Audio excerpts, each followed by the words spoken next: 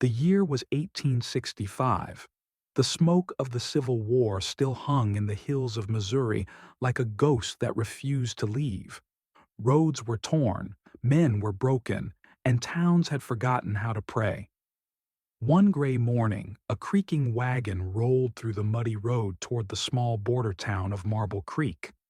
Painted in faded red letters on the side were the words, "Salvation for sale, one jar at a time. Reverend Silas Mercer, traveling preacher." The man holding the reins was tall and weary, his coat patched, his boots scuffed to the bone. A small wooden cross hung from his neck. Inside his wagon were shelves filled with dozens of small glass jars, each sealed with wax and a paper label that read, "Heaven's water, cures the soul and softens the heart." No one knew where Reverend Silas came from. Some said he'd once preached in Tennessee. Others whispered he'd been a soldier, or worse, a deserter. But one thing was certain. Wherever he stopped, hope seemed to follow. Marble Creek was a quiet place that had lost its spirit. Half its men hadn't come back from the war. The rest came back with shadows in their eyes. When Reverend Silas parked his wagon in front of the empty church and rang the old bell, curious faces peeked through cracked windows. "Brothers and sisters," Silas called out in a gentle but powerful voice, "I come bearing salvation, not in words alone, but in proof you can hold in your hands." By afternoon, a small crowd had gathered. Farmers, widows, children, even a limping Union veteran leaning on a cane. Silas stood atop his wagon, holding a glimmering jar to the light. "This," he said, "is water drawn from the River Jordan itself. Blessed in prayer, it carries forgiveness, healing, and the promise of peace." The people listened, unsure whether to laugh or believe. But something in Silas's tone, something humble, wounded, made them stay. Among the crowd was Martha Quinn, a young widow who'd lost her husband at Shiloh. Her son, Eli, just 8, hadn't spoken since his father's death. Silas saw them at the edge of the group and stepped down from his wagon. "Ma'am," he said softly, "faith can heal even the quietest heart." He held out a jar, its water clear as glass. $1 and a prayer comes free. Martha hesitated. $1 was a week's worth of food. But Eli tugged her sleeve, eyes locked on the shining jar. She paid. That night, in their cabin, Martha set the jar on the table. "This is heaven's water," she whispered. "We'll pray with it, Eli." The boy looked at the jar for a long time. Then, for the first time in months, he whispered a word. "Pa?" Martha froze, tears flooding her eyes. Maybe, just maybe, it worked. By morning, word had spread. The preacher's jars were miracles in glass. But not everyone believed. Deputy Hank Rourke, a gruff man with a scar down his cheek, didn't trust preachers, especially traveling ones. He'd seen too many charlatans in the war selling miracle tonics to the desperate. That afternoon he rode to the square, where Silas was blessing another jar. "You expect folks to believe that's holy water?" Hank barked. Silas turned, his expression calm. "I don't ask them to believe in the water, deputy. I ask them to believe in what the water represents." "And what's that?" "Hope," Silas said simply. Hank spat in the dust. "Hope don't come in a bottle, preacher." Silas nodded. "Maybe not. But it starts with something small enough to hold." That night, while Silas slept near his campfire by the churchyard, Hank Rourke decided to see what kind of holy man they were dealing with. He pried open the back of the wagon. The moonlight revealed rows of empty jars and a large barrel of ordinary river water. "So that's it," Hank muttered. "The preacher's salvation's just river mud and lies." But before he could leave, he found something else beneath a loose floorboard. A folded blue coat, stained dark with old blood, and a rusted Union insignia, a soldier's coat. Hank's face hardened.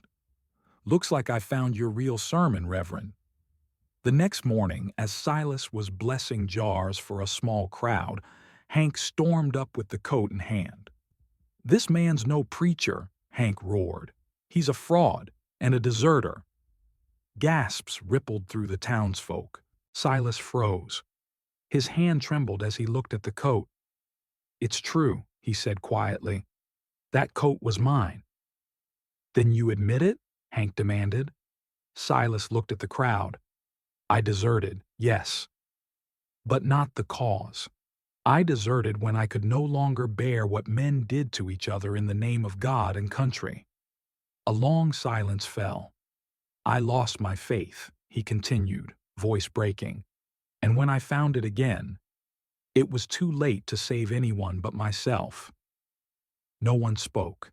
Even Hank lowered his gaze. That evening, Silas gathered the townsfolk by the church fire.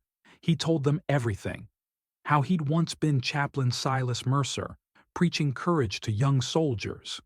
How he'd blessed men before they charged into gunfire and buried them after.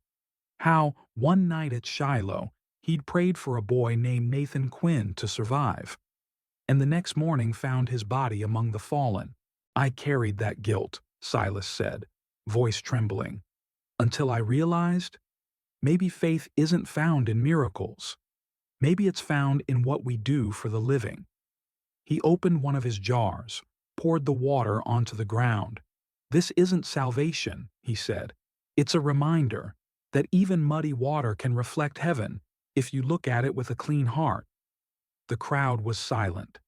Then Martha Quinn stepped forward, the widow of the man Silas had named. "Reverend," she said softly, "you prayed for my husband.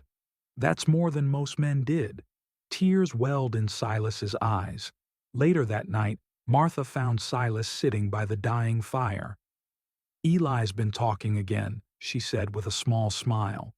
"He said he dreamed of his father, standing in a field of light." Silas looked down, emotion swelling in his throat. "Maybe heaven's water runs through dreams too."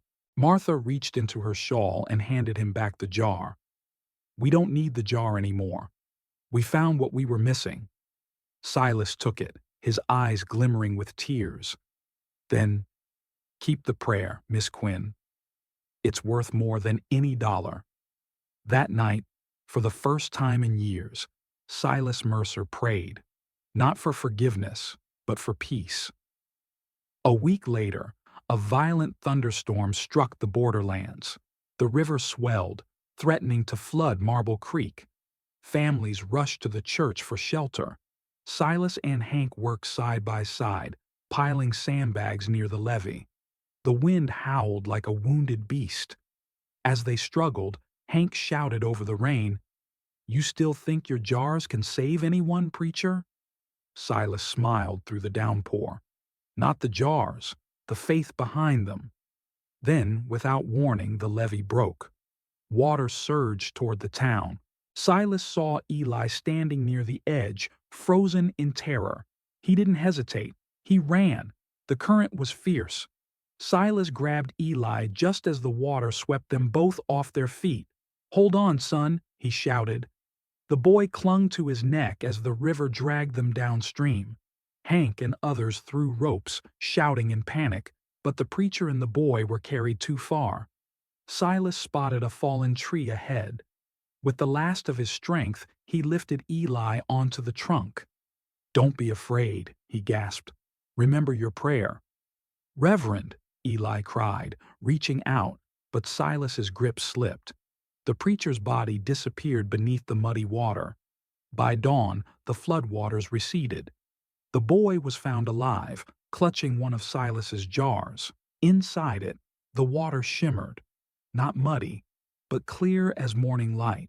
And somewhere downriver beneath the cottonwoods, the current whispered like a prayer carried home. The flood left Marble Creek scarred but alive.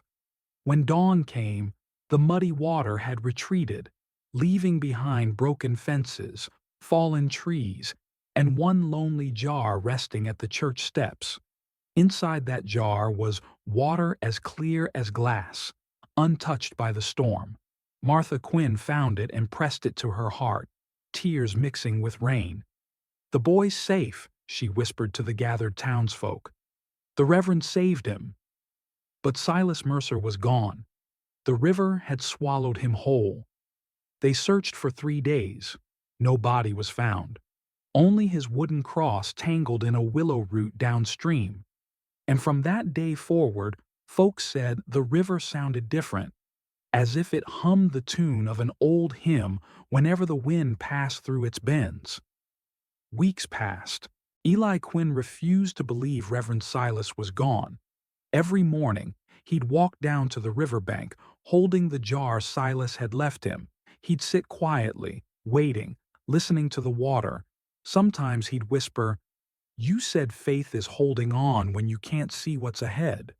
Then, one morning, as he sat by the willow tree, he noticed something shining beneath the shallows. A jar, just like his, caught between the roots. He waded in and pulled it free. Inside was a folded scrap of paper, dry as bone. He opened it and read, in Silas's careful hand, "Forgive yourself."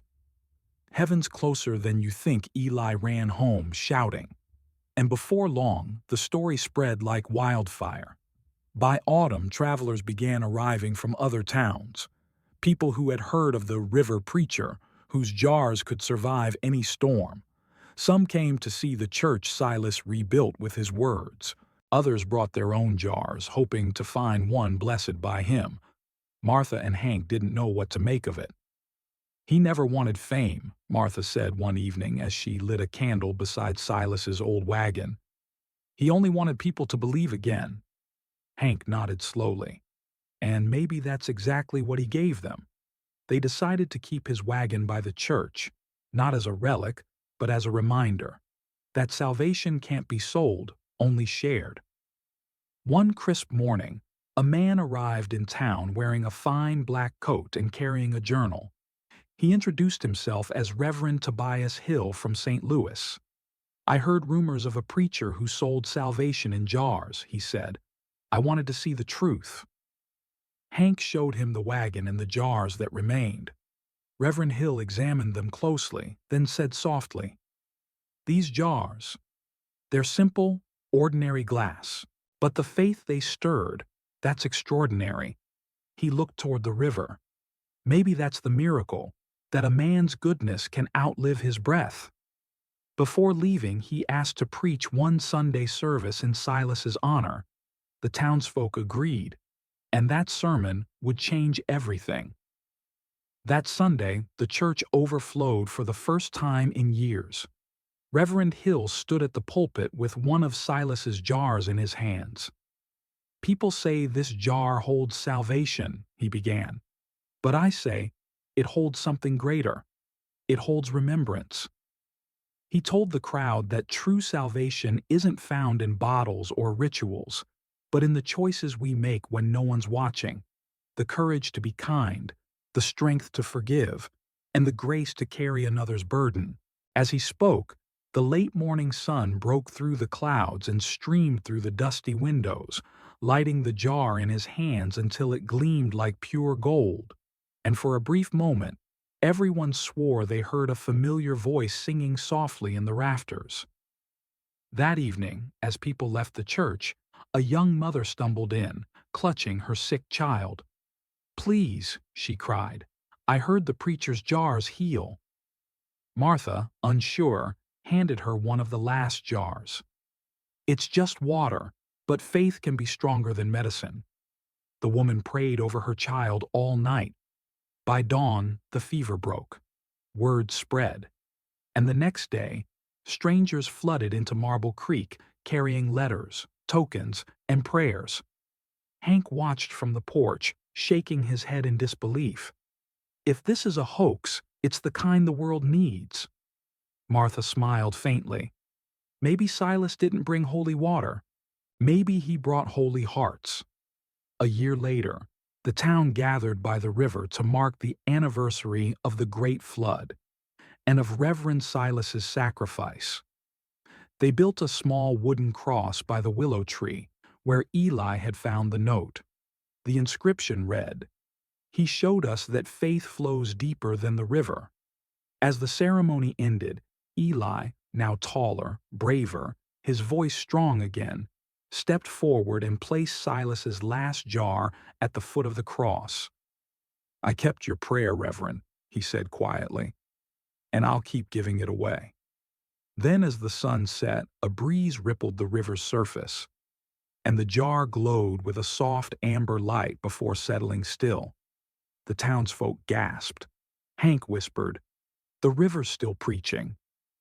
Months later, Martha received a letter postmarked from New Orleans. Inside was a note written in a rough but familiar hand. "Dear friends of Marble Creek, if you're reading this, it means the river showed mercy. The Lord wasn't done with me yet. I've been preaching in the South, not for money, but for forgiveness. Tell Eli his voice was my miracle." Silas Mercer. Her hands shook. She ran to Hank, who read it twice, then looked toward the horizon. "Alive," he whispered. "By God, he's alive." But the strange thing was, the letter had no date and no traceable return address, just a postmark blurred by time and rain. Years later, Marble Creek grew into a thriving town. The wagon stayed by the church as a symbol of hope. Children played around it, telling stories of the traveling preacher who sold salvation by the jar. Eli grew up to be the town's own pastor, gentle-spoken and kind like Silas. One autumn morning, an old man appeared at the edge of town, leaning on a cane. His hair was white, his face lined by years of sun and sorrow.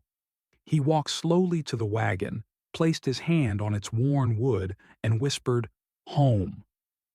No one recognized him at first, until Eli saw the small wooden cross hanging from his neck. "Reverend Silas?" he breathed. The old man smiled faintly. "Once, perhaps. Now I'm just a man who still believes water can carry grace." Silas stayed only one night. He and Eli talked by the fire until dawn, about loss, forgiveness, and the strange ways God writes his stories. Before leaving, Silas handed Eli a small wrapped bundle. Inside was a new jar, empty, but etched with words carved into the glass.